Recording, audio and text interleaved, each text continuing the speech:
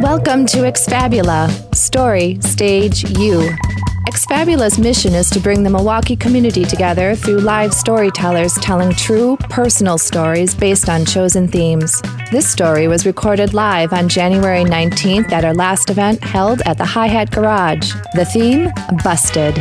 The storyteller, WMSC's very own and the event's audience chosen champion, Tom Crawford. Let's bring up our last solo, Tom Crawford.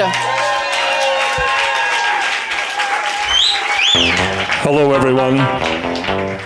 It's 1967. I am in the second grade at Milwaukee Public School System. And they used to have this system to where it was called 2A and 2B. You started off in 2B and you went into 2A. Sometimes you had the same teacher, sometimes you didn't. I had a teacher in the 2B class, her name was Miss Sandin, and she was the epitome of corporal punishment. She was able to enact every possible and every concept, any kind of urban legend you had about what a teacher would do to you, she basically did. It was the stick out your tongue and hit you in the lower jaw. And she had kind of this ferret face with her head pulled back, and she had those sort of, what would you say, dirty coffee stir teeth, and she kind of chatted like she was like a Katharine Hepburn, and she said, "Quiet!" and you would literally just come to a standstill. My brother had her 2 years prior, and my parents looked at this as a rite of passage. And if you survived Miss Sandin's class, you survived everything. And there was literally, she walked around with a yardstick and a ruler, and it basically was like a sword and a knife. You got the knuckles, you got it across the knuckles. You got your gum on your nose, and you basically got homework, and the homework was a homework and a punishment. And you know what a punishment was? A punishment was basically writing 100 times, "I will not talk out loud." And my parents were kind of glad to see this. And I made it through this class. And when it came time for us to go into the other grade, into 2A, I was told that I was going to have a teacher by the name of Mrs. Dwyer. And Mrs. Dwyer, my one little friend, his name was Mikey. He was from Brooklyn, and he had this kind of accent. He said, "Mrs. Dwyer, she's a monster. She's a total monster." Everyone else got this teacher, Mrs. Goodnature. Her name was Mrs. Goodnature. Honestly, she had this name. It was like a Puritan name, like she was a Quaker or something from the East Coast. She looked like Lily Tomlin with her hair pulled back way too far and these big, huge eyes. And I was like, why the f didn't I get Mrs. Goodnature? I'm gonna end up with Mrs. Dwyer, and she's a monster, a real monster. And I'm like 7 years old. And I'm like, I came home and told my mother, I said, I am not going to Mrs. Dwyer's class. No way. I'm not doing it. I'm not doing it. And my mother said, you're going to go to her class. And I freaked out. I'm like, I'm not going to go to the monsters class.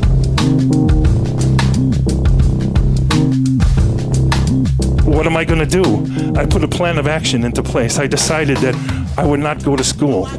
And my mother walked me to school one morning. And I knew how to tell time because I had this little silver Timex with this gray vinyl band. And I would tell people, that's real elephant hide. Take a look at that. As any 7-year-old would, right? And so I decided, I'm not going to do this. My father was a bartender. And he would take his change at night and he would put it on the dresser. And it was a cup filled with quarters. And I realized it's a never-giving system of money. He just puts the money in. I take the money out. I put it in my pocket. I don't have to go to school because I can tell time. I'm 7 years old. So I decided 8:30 in the morning, as my mother walks me to school, I turn and just walk away. I walk up Lisbon. I lived on 27th and Lisbon, so I'm up on Lisbon Avenue. And what do I decide to do? I've got like from 8:30 to 3:30, and it is a party. And I am 7, and I got the city to myself, and I can go to places that I couldn't go before. Parents would say, don't go below the bridge on 29th Street. I went below the bridge. Stay out of the cinder boxes. I built a fort in a cinder box. I went to McDonald's every single day. I bought a cheeseburger and a small orange. And if you know that McDonald's orange, you know what that stuff is. It's high C. It doesn't have any effervescence. It's that looks orange, doesn't taste orange, but it's magic when you're washing down a cheeseburger and you're 7 and you're not in school. Okay? I'll tell you that right now. And I used to go to this place called Chet's Variety. It was on Lisbon. Yes, you remember, a fan. It was a magic store, storefront magic, like, hey, here's a piece of gum, Jim. Oh, shit, that's garlic. You're a bad man. You know what I mean? Yeah. And I would buy comic books. I could buy 3 comic books. It was a comic book sandwich. They would tear the covers off of 2 comics and stick a real shitty one in the middle.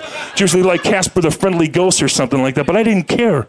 Every day, I boozed school for 3 whole days at the age of 7 because I could tell time. And I would come home and tell my mother these elaborate stories of, oh yes, Mrs. Dwyer, she's the most amazing teacher in the whole world. My God, we can do our homework while she's teaching us. That's why I don't bring anything home. And I was able to take the bus downtown because I knew that if I went to Wisconsin Avenue from 27th Street, I could go down to Wisconsin. It was an absolutely incredible moment. But then one day, my mother got a phone call. And it was on the 3rd day. And they said, your son Thomas hasn't reported to class. Is there a problem? Suddenly I realized, yeah, there is.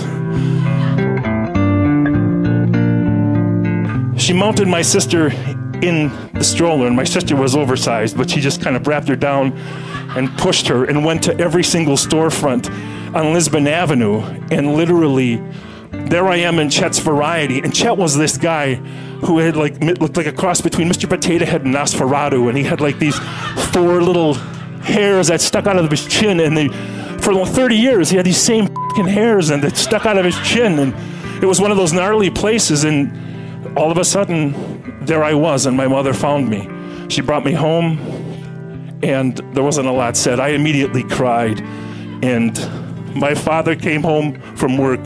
He was from Scotland, and all I could hear was, that wee bastard! That's it! He's f***ed!